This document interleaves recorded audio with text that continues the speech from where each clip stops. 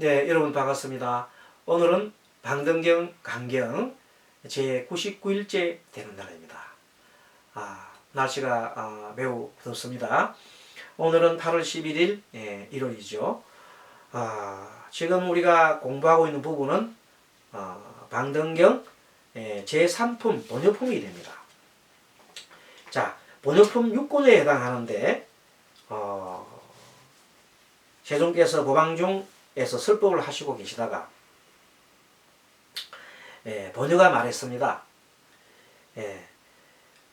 정말로 진실로 대집정전을 가지고 참 지금 듣고 보니까 부처님 말씀 듣고 보니까 너무너무나 대집정전 즉 방등경을 듣고 보니까 너무나 엄청난 지혜와 감동을 주는 경전입니다. 그래서 제가 이런 방등경을 어떤 분들이 읽고 외우고 연설하고 남을 위해서 이렇게 유통하는 자가 있다면 얼마나 대단한 일이겠습니까? 그래서 제가 만약에 그분들 위해서 이 보물을 탁 던지면 이 보물이 그들의 머리에 이렇게 탁 닿게 해주소서, 정상에 닿게 해서 하면서 탁 던졌더니 정말로 머리 상투에 부처님을 붙어서 옆에 있는 보살다리 탁 걸린단 말이지. 너무나 신통하지. 그래서 옆에 있는 많은 제자들이 얘기합니다. 본인은 어떻게 하여서 한량없는 공덕을 저렇게 대단한 한량없는 공덕을 성취하였나이까 하고 물었을 때 부처님이 한마디로 말씀하기를 뭐라 했냐면 그것은 바로 진실함을 얻었기 때문이다. 진실함. 그래서 이제 방등경 본효품의 핵심은 진실함입니다. 자, 본효가 또 방등경에 대해서 뜻을 물었습니다. 그랬더니 부처님께서 자, 진실한 말이다. 또 한마디 했습니다. 그럼 진실한 말은 다른 말로 진실한 법이니라. 그리고 보살의 진실, 보살의 진실에 대해서 얘기를 합니다. 그래서 보살의 진실 대성경전에 보살이 등장하는데 보살의 진실에 대해서 얘기하고 법에 대해서 얘기를 하고 그 다음에 보살의 이치, 보살의 이치에 대해서 또 하나하나 설법을 합니다. 또 본효가 보살의 계에 대해서 질문했더니 보살의 계에 대해서도 부처님께서 말씀하셨고 이렇게 부처님의 질문과 부처님의 답이 오고 갈 때 옆에 있던 사리부tta가 가만히 듣고 있다가 참 본효가 대단하거든. 그래서 본효를 보고 묻습니다.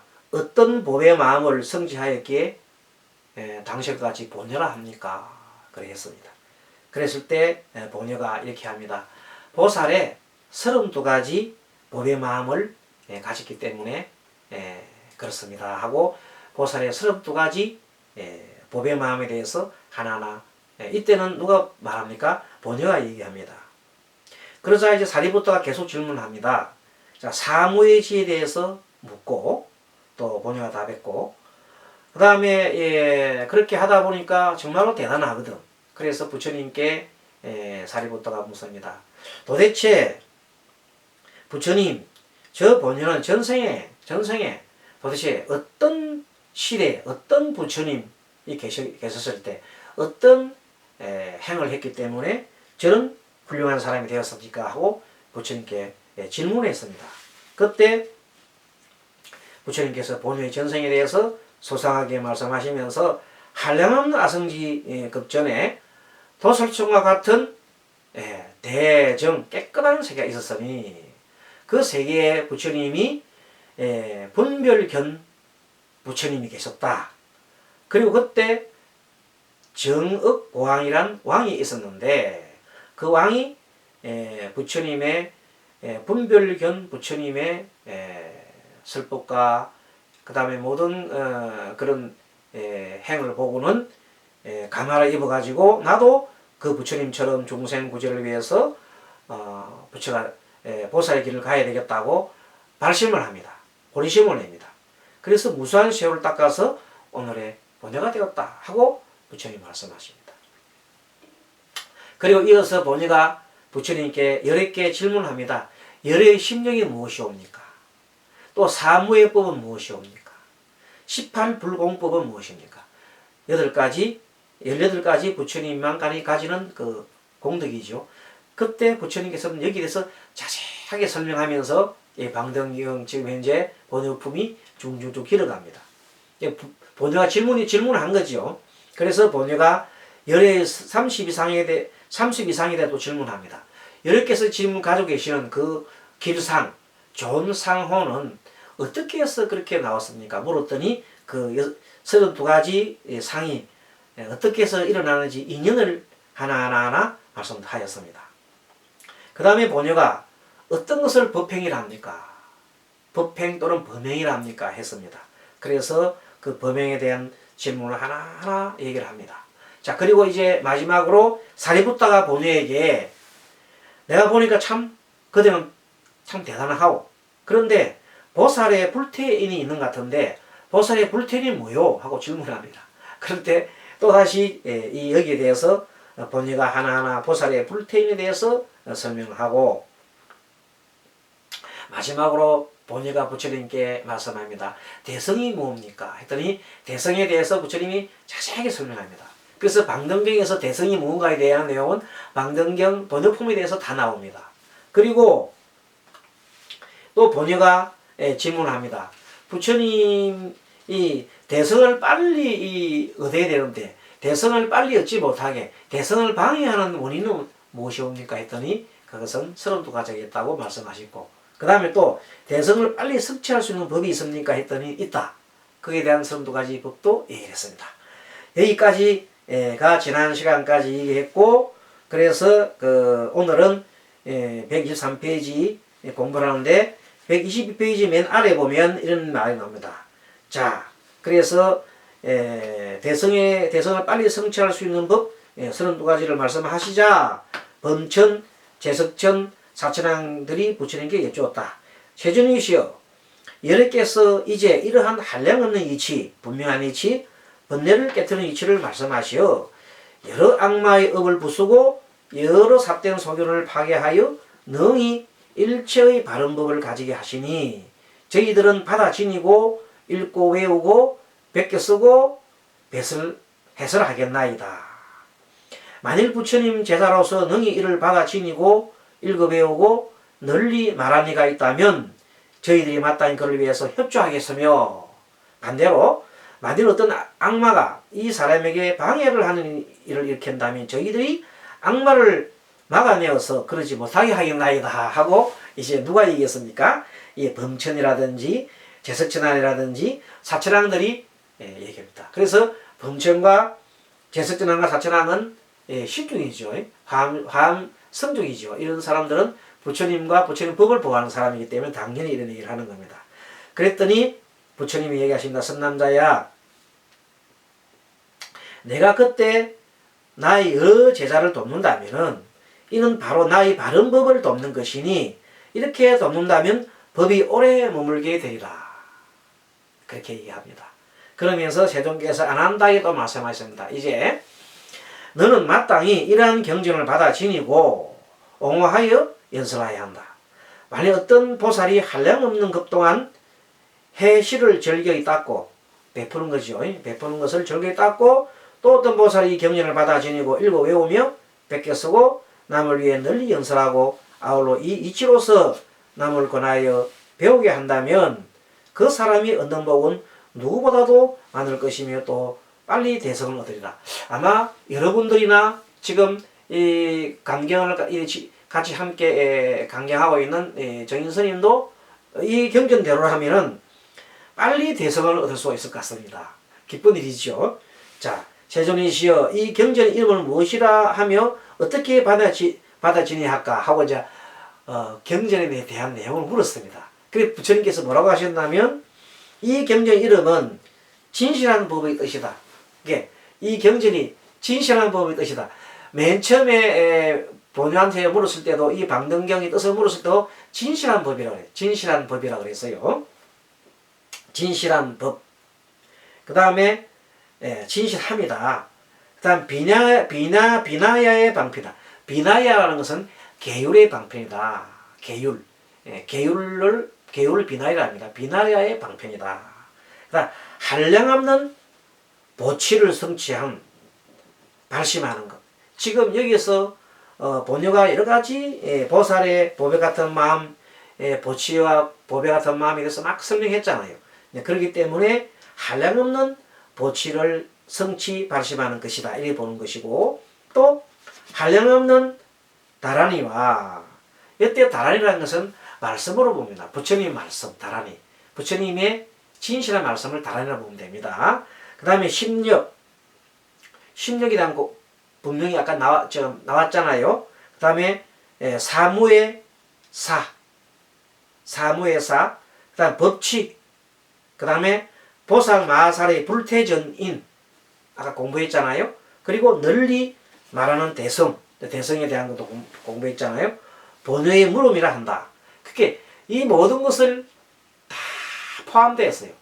그래서 이제 본효경이라고 한 이유는 뭐냐면, 이 방등경에서 맨 마지막에 본효의 물음이라고 했잖아요. 본효가 부처님한테 물은 것도 있지만, 본효가 누구한테? 사리부타한테 말하기도 했어요. 답변하기도 했잖아요. 그러니까 본효의 답과 사리부타에 대한 본효의 답과, 또 본효가 부처님한테 물은 그 내용들이 있기 때문에 본효경이라고 한 걸로 보고 있습니다. 어쨌든 이 경을 본효경이라는데, 본효경의 내용에 다시 보면은 진실한 법의 뜻, 비나야의 방편, 계율이죠. 한량없는 보치를 성취, 발심하는 것, 한량없는 다란이와 심력, 그 다음에 사무의 사무소, 그 다음에 법칙, 보살 마하살의 불태전인, 그 다음에 널리 말하는 대성, 본효의 물음, 이런 뜻입니다. 이 내용을 보면은 그동안에 우리가 방등경 5권과 6권에서 나누어서 이렇게 공부를 했습니다. 그러니까 요 경이 지금 오늘 우리가 배웠던 걸 복습을 하면서 다시 한번 마지막 정리를 해보면은, 본효가 어떻게 하여 한량없는 공덕을 성취하였는가 하고 이렇게 부처님께서 했을 때,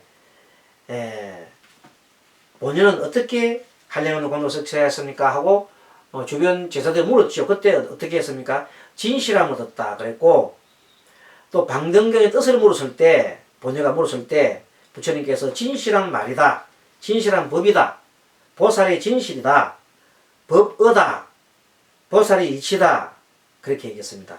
또 보살의 계를 또 본효가 물었을 때 보살의 계에 대한 내용도 부처님께서 말씀하셨고, 사리부타가 또 본효한테 질문했죠. 어떤 법의 마음을 성취했기에 본효라는가 했더니 보살의 32가지 법의 마음을 가졌기 때문이다 하고 답을 했어요. 또 사리부타가 계속 질문했죠. 사모예지에 대해서 물었고, 그래서 본효가 답했고, 본효의 전생에 대해서 물었습니다. 본효 전생에 대해서 사리부타가 궁금해서 부처님께서 질문했는데, 본효 전생은 한량없는 아성직급 전에 도솔청 같은 대정세계에 분별견불이 계셨고, 그 당시에 정업보왕이란 왕이 있었는데, 그 왕이 중생구지에 보리심을 내고 무수한 세월을 닦은 결과 오늘의 본효가 되었다고 부처님께서 말씀하셨습니다. 또 본효가 열의 심력에 대해서 질문하고, 사무의법에 대해서 질문하고, 그 다음에 18불공법에 대해서 질문했을 때 부처님께서 열의 심력과 사무의법과 18불공법에 대해서 소상하게 말씀하셨습니다.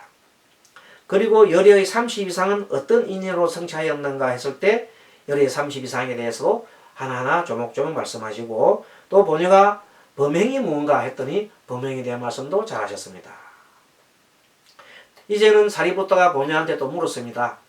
당신은 참 훌륭한데 보살의 불태인은 어떻게 해서 어떠한 것인가 했더니 보살의 불태인에 대해서도 잘 설명했지요, 본효가. 자, 본효가 부처님께도 질문합니다. 대성이 뭡니까? 해서 대성에 대한 부처님의 설명이 있었고, 또 대성을 빨리 얻지 못하는 이유는 뭐고, 대성을 빨리 성취할 수 있는 법은 뭔가에 대해서 묻을 때 각각 부처님께서 32가지로 말씀하셨습니다. 그리고 이제 부처님께서 안한존자에게 마지막 당부 말씀을 했지요. 안하나 너는 마땅히 이 경전을 받아 지니고 옹호하라. 연설해라. 만약 어떤 보살이 한량없는 것 동안 해시를 즐겨 닦고 또 어떤 보살이 이 경전을 받아 지니고 읽고 외우며 백개 쓰고 남을 위해 연설하고 아울러 그 이치와 남을 권하여 배우게 한다면 그 사람이 얻는 복은 누구보다도 많을 것이다.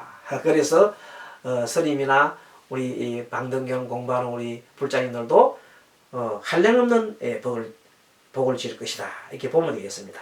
그리고 마지막으로 이 경전은 뭐라고 하면 좋겠느냐고 물었더니 부처님께서 말씀하셨습니다. 이 경전의 이름은 진실한 법의 뜻이다. 비나야 계율의 방편이다. 한량없는 보치를 성취 발심하는 것이다. 한량없는 다라니와 심력, 사무소의 법치, 보살마살의 불태서는 사무소회가 아니고 사무소사로 되어 있다. 사무소사. 예, 그렇습니다. 소사. 그 다음에 보살마살의 불태서는 그 다음에 널리 말하는 경.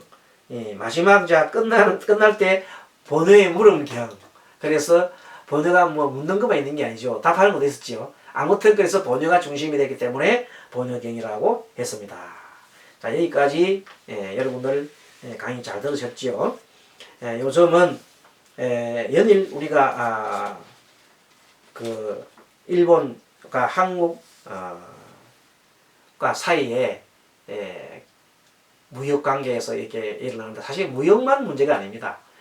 정치, 그 다음에 세계 패러다임, 세계가 이제 변하거든요. 그래서 이제 우리 불자님들도 빨리 세계가 어떻게 변하는가를 빨리 알아야 되는 것이 전 시간에도 얘기했습니다만은 이 세계가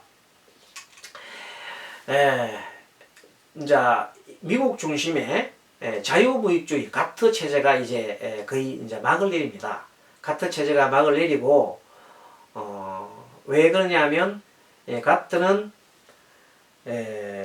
관세 및 무역에 관한 일반 협정이라 해가지고 전후 2차 대전 이후에 미국 주도로 식민지를 다 없애고 식민지 나라를 포함해서 많은 나라들한테 자유무역을 강조를 했어요. 그래서 많은 식민지 나라들이 우리나라 식민지 아닙니까? 나라들이 이제 많은 혜택을 봐왔어요. 그래서 혜택을 본 결과 엄청나게 이제 많은 큰 그 성장을 했는데 하고 보니 중국 같은 나라들은 너무나 이제 강대해졌단 말이지. 일본도 그렇고. 그러니까 미국에서 볼 때는 좀 견제를 낼 필요가 있어요. 왜? 미국이 세계 항상 자기 나라들이 세계 패권을 지기 위해서 그렇기 때문에 중국을 견제하기 위해서 필연적으로 대두되는 것이 중국 때리기입니다. 중국 때리기 선상에서 이제는 일반 가트 그 체제가 자유무역주의 체제가 안 맞다 이제. 그래서는 계속 중국만 얘기다. 왜냐하면 할수록 중국 그런 체제에서 하면 할수록 중국만 계속 무역 흑자가 생기거든. 그래서 이제 미국이 생각한 끝에 중국을 때려잡기 위해서 어떻게 했느냐 하면 중국에다 관세를 부여하지요. 엄청난 관세 폭탄을 미기지요. 중국이 같이 맞대응해서 지금 하고 있습니다. 세계가 출렁입니다. 이런 상태에서 우리나라도 바로 영향이 일어난 것이 바로 일본입니다. 일본은 너무 잘 배웁니다. 옛날에 열강이 식민지 정치를 하면서 세계 다니면서 나라를 정복해가면서 식민지를 만들었을 때 그걸 일본이 아시아에서는 일본이 제일 빨리 배웠습니다. 유일하게 일본 하나가 열강을 따라가지고 다른 나라는 가만히 있는데 일본 혼자서 아시아에서 다른 나라를 침략했습니다. 그것이 일본입니다. 그러니까 이제 그런 걸 우리가 똑바로 알고 있어야 됩니다. 그리고 그게 맛을 들였거든. 일본이 맛을 들여갖고 정한론이라는 데 대해서 굉장히 매료를 느끼고 아직도 이 정한론을 처음에 주장한 사람이 있는데 옛날부터 있어 왔어요. 옛날 삼국시대부터 벌써 정한론이 있어. 그 다음에 고려시대도 있었고 일본에서는 항상 한국을 쳐야 된다는 것이 항상 있어 왔어. 틈만 되면 한국을 쳐. 임진왜란 때도 그랬고. 그런데 이제 이 한말에 이조 말렙에 와서는 그것을 이렇게 요시다 쇼인이라는 사람이 일본에서 병법가입니다. 병법가. 그 사람이 부국강병책을 쓰고 뭘 흉내야 된다? 열강을 흉내내야 된다고 뭐 부르짖었습니다. 그래서 그 사람들을 얘기를 듣고 요시다 쇼인의 말을 듣고 그 사람한테 헌모를 한 많은 메이지 유신의 일파들이 그 이토 히로부미라든지 그 많은 일본의 전범자들, 전쟁을 일으키는 사람들이에요. 그런 사람들이 머릿속에 항상 정한론, 한국을 치자, 한국을 속국을 만들자, 거기서 우리가 이익을 보자, 그리고 전 세계를 치자, 이런 생각을 하고 있는 겁니다. 옛날에 그것을 아직도 버리지 못한 것이 문제지요. 우리 한국 사람들 중에 일본이 설마 하지만 그게 아닙니다. 현재 아베 신조는 자기 가장 존경하는 사람이 뭐라고 했냐면 바로 요시다 쇼인입니다. 요시다 쇼인은 일본 사람들이 우리나라로 치면은 국립 현충원 같은 데가 있어요.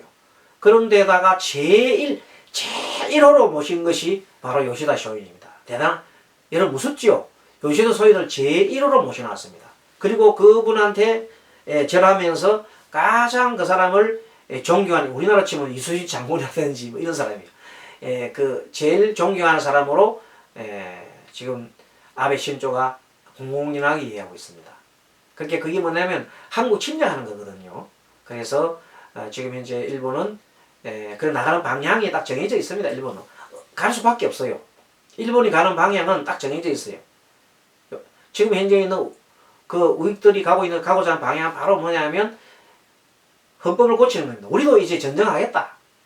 언제 우리는 옛날에 그 패전국이 아니다. 이제 완전히 패전국을 이제 뭐로 싣느냐면 이제 스스로가 이제 자기들이 털어버리는 겁니다. 그러니까 옛날 전쟁치고 다른 나라들한테 나쁘게 해놔놓고도 지금 현재 큰 소리 더 치잖아요. 오히려 막 커도 칩니다. 그렇기 때문에 다른 나라도 말 안 듣고 지금 이제 시급하게 바로 헌법을 고칩니다. 평화헌법이라는 것은 옛날 누가 만들었냐면 미국이 일본을 압박하기 위해서 만드는 거거든요. 절대는 전쟁하면 안 돼 하고 만들었는데 그것을 뜯어고친다는 겁니다. 이제는 미국이 어쩔 수 없어요. 일본이 너무 컸기 때문에. 그리고 일본이 필요해. 뭘 위해서? 중국을 견제하기 위해서 너무 필요하단 말이야. 그렇기 때문에 일본이 요구하는 데를 들을 수밖에 없어요.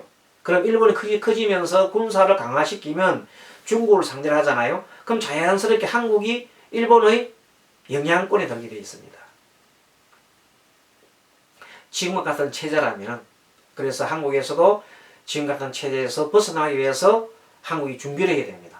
그럼 어떤 준비를 해야 되냐면 일본이 여차하면은 자기 강한 군대를 가지고 독도를 점령하면서 한국을 칠 수 있거든요. 실제 그 가능한 일입니다. 그게. 그렇기 때문에 누구 무기는 하에 미국이 무기는 하단 말이에요. 그러니까 우리는 이제는 어떠냐면 유사시에는 중국이나 북한이나 러시아한테도 우리가 좀 다리를 걸쳐놔야 되는 겁니다. 왜? 미국만 믿고 있다가는 언젠가는 두드려 맞을 수 있기 때문에 미국은 무기는 하에 독도가 들어갈 수도 있어요. 사실 전혀 그렇게 하에 안 되는 보장은 없습니다. 왜 그러냐면 한국은 미국과 일본과 한국에 비해서 둘 비교하면 한국은 일본이 훨씬 더 중요한 위치에 있습니다. 미국 입장에서는.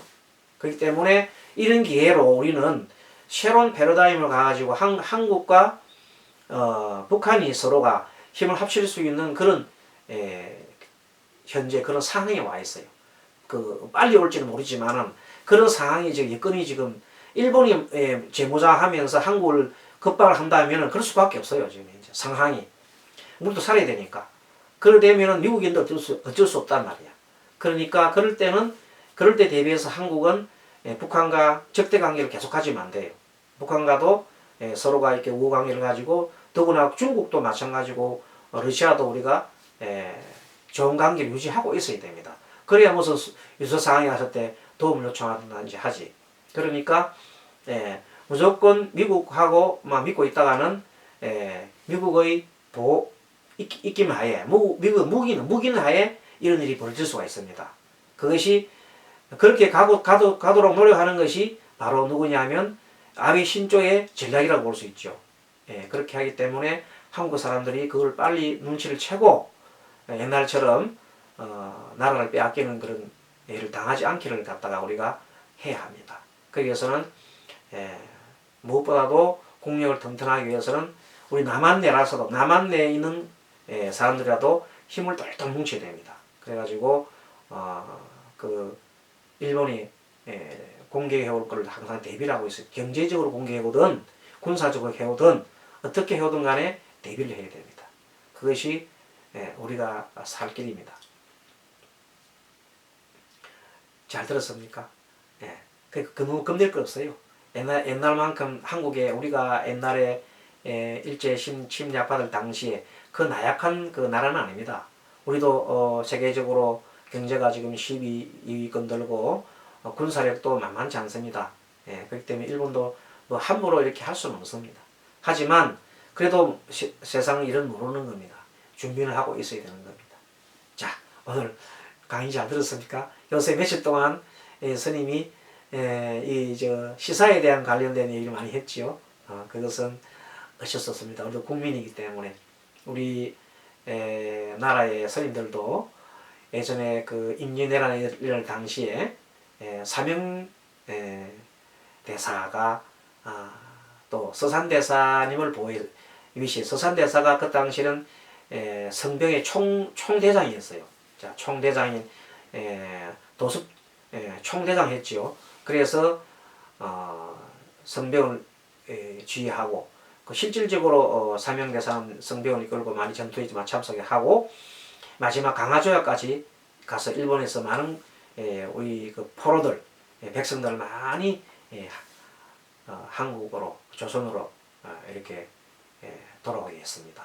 그래서 우리 스님들도 나라를 위한 일이라면은 절대 이렇게 안간시하면 안 됩니다. 좋은 얘기도 많이 하고 또 한국이나 일본이 다 잘 살아야 되잖아요. 서로가 잘 사는 길 해야지. 우리는 한국만 잘 살고 일본은 죽으라는 그게 아닙니다. 일본만 잘 살고 한국이 죽이라는 것을 반대하는 거지. 둘 다 잘 사는 길은 우리는 얼마든지 찬성하는 겁니다. 그렇죠? 그러니까 한국은 평화주의입니다. 그래서 지금까지 한국은 일본을 갖다가 침략한 역사도 없고 일본 사람들은 독도를 강제로 우리가 빼앗아 갔다 하지만 그것은 우리 거를 우리가 가져간 거지 빼앗은 건 아닙니다. 우리 거를 우리가 지키고 가져간 거에 불과한 겁니다. 그러니까 억지 주장하지 마시고 한국과 일본이 잘 이렇게 이웃 나라께 잘 살기를 바랍니다. 자, 여러분 강의 잘 들었었죠? 오늘 좋은 하루 되시고 우리도 공력을 튼튼히 하고 힘있고 힘있는 나라가 됩시다. 감사합니다. 자, 수고하셨습니다.